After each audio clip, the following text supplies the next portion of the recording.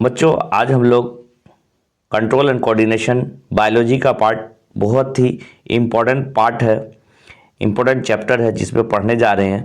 What is nervous system? Nervous system क्या है?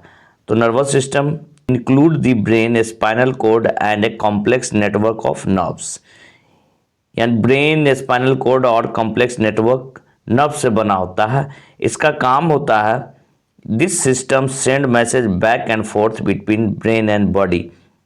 Brain and body के बीच मैसेज को भेजना, सेंडिंग करना और रिसीव करने का काम होता है। इसमें किस चीज़ को कहाँ पर कंट्रोलिंग पावर ब्रेन के पास होता है, स्पाइनल कोड के पास होता है, और नर्व्स जो है नर्व्स, उसके बाद सेंसरी नर्व्स होता, मोटर सेंसरी नर्व्स होता, मोटर नर्व्स होता और मिक्स नर्व्स होता। तो नर्व्स का काम होता है जिस तरह से इलेक्ट्रिकल सिग्नल, इलेक्ट्रिक का हम सब लोग देखते हैं सर्किट एक, तो वायर का जो काम होता है वो वायर का काम मैसेज को ले जाना और लाने का काम होता। बाकी अंडरस्टैंडिंग का काम, इंटरफेसिंग का काम जो होता है वो रिसीवर और ट्रांसमीटर करता है ना। इसी तरह से हमारा ब्रेन और स्पाइनल कोड जो होता है वो अंडरस्टैंडिंग का काम करता है, और नर्व्स जो होता है वो मोटर और सेंसरी और मिक्स नर्व तीनों मिलकर के मैसेज और सिग्नल को पास करवाता है ब्रेन तक। ब्रेन क्या करता है? अंडरस्टैंडिंग करता है और उसको मैसेज को फिर उस मैसेज, जो मैसेज आया है उसको रिप्लाई देता। आगे है what is stimulus in the nervous system. Nervous system में स्टिमुलस क्या है? दे detect A change in the environment. Stimulus जो है डिटेक्ट करता है इन्वायरमेंट के अंदर जो चेंज आ रहा है उसको पता लगाता है। तो पता लगाने के लिए क्या चीज़ होता है?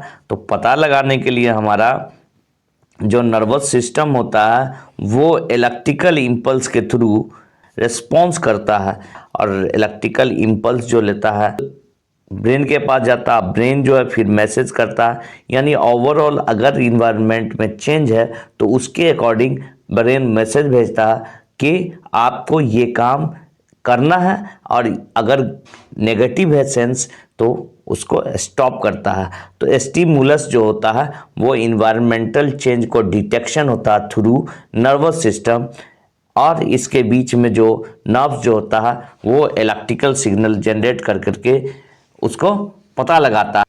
आगे हमारा है न्यूरॉन या नर्व सेल। तो न्यूरॉन्स या नर्व सेल जो होता है, न्यूरॉन जो होता है नर्व सेल का एक यूनिट होता है जो कि हमारा कंसिस्ट होता है डेंड्राइट्स से, सेल बॉडी से और एक्सॉन से। तो आप सेल बॉडी जो होता है, सेल बॉडी हमारा, इसमें न्यूक्लियस, डेंड्राइट्स, नेसल बॉडी होता है। जो सेल बॉडी के अंदर होता है, सेल बॉडी में हमारा डेंड्राइट्स होता है, और अंदर जो हमारा न्यूक्लियस होता है, इसके साथ साथ इसके अंदर साइटोप्लाज्म होता है और नेसल बॉडी होता है। तो इसका जो पार्ट है, सबसे पहले डेंड्राइट्स क्या करता है? डेंड्राइट्स नर्व एंडिंग जहाँ पर होती है, जहाँ पर एक्सॉन का एंड होता है और नर्व एंडिंग होती है, तो यहाँ पर एक केमिकल, इस एरिया में एक केमिकल एक्शन होता है, इलेक्ट्रिकल इम्पल्स खत्म हो जाता है, न्यूरोट्रांसमीटर होता है, और केमिकल सिग्नल जो है, केमिकल के थ्रू जो सिग्नल जनरेट होता है उसको फर्दर जो है डेंड्राइट्स रिसीव करता है। उस सिग्नल को सारा डेंड्राइट्स इलेक्ट्रिकल सिग्नल में, केमिकल रिएक्शन के थ्रू जो सिग्नल जनरेट होता है उसको इलेक्ट्रिकल इम्पल्स में कन्वर्ट करता है। न्यूक्लियस जो है और साइटोप्लाज्म जो है बेसिकली सारा का सारा जो फंक्शन एक लिविंग ऑर्गेनिज्म करता है उस तरह से जनरेट करता, ताकि हमारा इलेक्ट्रिकल सिग्नल जो है वो आगे की तरफ ट्रांसमिट हो। और इसमें नेजल बॉडी होता है, बेसिकली कंसिस्ट होता है रफ इंडोप्लाज्मिक रेटिकुलम का, और रफ एंडोप्लाज्मिक रेटिकुलम के साथ साथ इसके अंदर हमारा राइबोसोम होता है। हम लोग जानते हैं कि राइबोसोम जहाँ पर होता है वहाँ पर प्रोटीन का सिंथेसिस का वर्क होता है। रफ एंडोप्लाज्मिक रेटिकुलम में बेसिकली एक राइबोसोम स्ट्रक्चर भी पाया जाता है जो कि प्रोटीन के सिंथेसिस के लिए बहुत ही अच्छा माना जाता है। प्रोटीन का सिंथेसिस हो गया। एक्सोन हमारा जो निकल रहा है ये सेल बॉडी हो गया और यहीं से एक्सोन निकल रहा, और एक्सोन जो एक लॉन्ग स्ट्रक्चर है और वो एक्सोन एंडिंग तक जाता है, यानी बॉडी पार्ट से शुरू होकर के एंडिंग तक जाता है। अब इसमें डिफरेंट डिफरेंट पार्ट होते हैं जिसमें मेडुलरी सीट या इसी को माइलिन सीट कहते हैं। माइलिन सीट बेसिकली क्या होता है, इंसुलेटिंग कवर होता है, इसको देख सकते हैं, जो एक्सोन को क्या करता है, प्रोवाइड करता है, न्यूट्रिशन भी प्रोवाइड करता है, फ्लेक्सिबिलिटी भी देता है और ब्रेकअप से, एक्सटर्नल इन्वायरमेंट के शॉक से बचाता है। अब आगे है जो हमारा नोड ऑफ रेनवियर, ये जो गड्ढा है ये नोड ऑफ रेनवियर कहलाता है। ये गैप माइलिन शीथ के अंदर होता है जो बेसिकली क्या है, सिग्नल आएगा, इलेक्ट्रिकल सिग्नल आएगा, इम्पल्स। इम्पल्स के सिग्नल में क्या होता है, कोई भी सिग्नल जब जनरेट होती है, चलती है, तो उसमें लॉसिंग प्रॉपर्टी होती है, लॉस होता है। तो उस लॉस को कम करने के लिए और एम्प्लीफिकेशन के लिए, बढ़ावा देने के लिए, एम्प्लीफाई करना मतलब अगर जहाँ पर सिग्नल का स्ट्रेंथ कम जाता है तो उसको सिग्नल को फिर से रीजनरेट कर देना, अच्छा कर देना, वो काम नोड ऑफ रेनवियर का होता है। इसके बाद आता है न्यूरल लेमा, जो होता है वो बेसिकली रीजनरेट करता है डैमेज नर्व्स, जो हमारा फाइबर्स हो गया, नर्व फाइबर अगर डैमेज हो जाता है तो उसको ये रीजनरेट करने का काम करता है।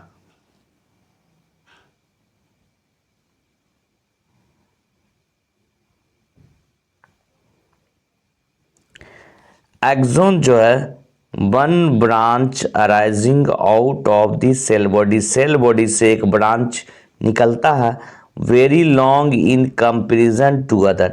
जितना भी है, चाहे डेंड्राइट्स हो या और भी कोई नर्व्स के अंदर कोई पार्ट हो, सबसे बड़ा होता है जो पार्ट होता है वो कहलाता है एक्सोन कहलाता है, या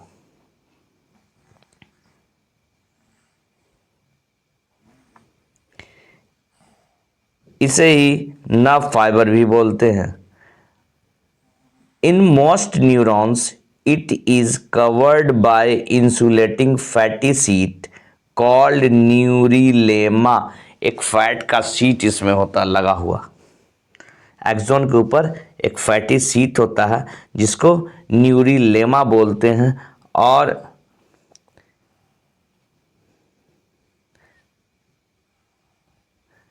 the fatty sheet is missing as interval which are called node of Ranvier। यानी इसमें क्या होता है कि फैटी शीट जो जा रहा, जिसको माइलिन शीट भी बोला जाता है, न्यूरिलेमा एक फैटी शीट वहाँ पे हो गया, इसको मेडुलरी शीट भी बोला जाता है। और यहाँ पर जहाँ पर दो क्या हो जाता है, गैपिंग के बीच इस तरह से ये आ रहा है, इस तरह से गैप हो गया, तो ये गैप जो बीच में हो गया, इस तरह से आप देख सकते हैं, जैसे आ रहा बीच में गैप हो गया, फिर दूसरा में फिर गैप हो गया, इस तरह का जो गैप होता है नोड ऑफ रेनवियर कहलाता है।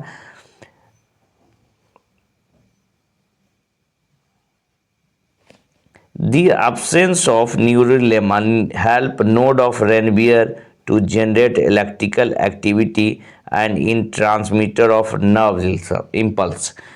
absence of न्यूरलेमा अगर नहीं है, न्यूरलेमा नहीं है तो नोड ऑफ रेनवियर जो होगा वो इलेक्ट्रिकल इम्पल्स, इलेक्ट्रिकल एक्टिविटी को जनरेट करने के लिए, ट्रांसमिट करने के लिए ये खुद वर्क करने लगता है।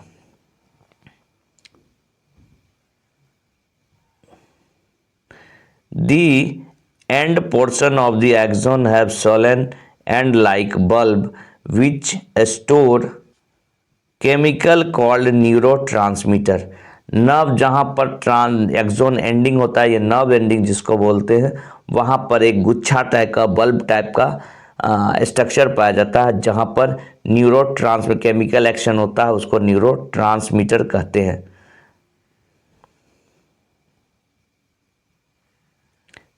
Axon bulb are closely placed near the dendrites of another neuron. अब वहीं पे क्या है, इस तरह से एक्सोन जो हमारा नर्व एंडिंग हुआ जहाँ पर, तो दूसरा जो है न्यूरॉन का, नर्व सेल का, नर्व जो है उसका जो है यहाँ पर डेंड्राइट्स आ जाएगा।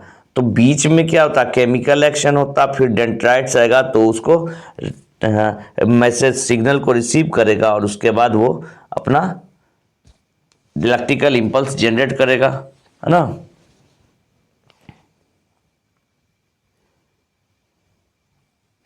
This junction of two neuron is called synapse. अब दो न्यूरॉन के बीच का जो जंक्शन है, जो गैपिंग है, वही सिनेप्स कहलाता है। Space at the synapse separating to neurons called synaptic cleft.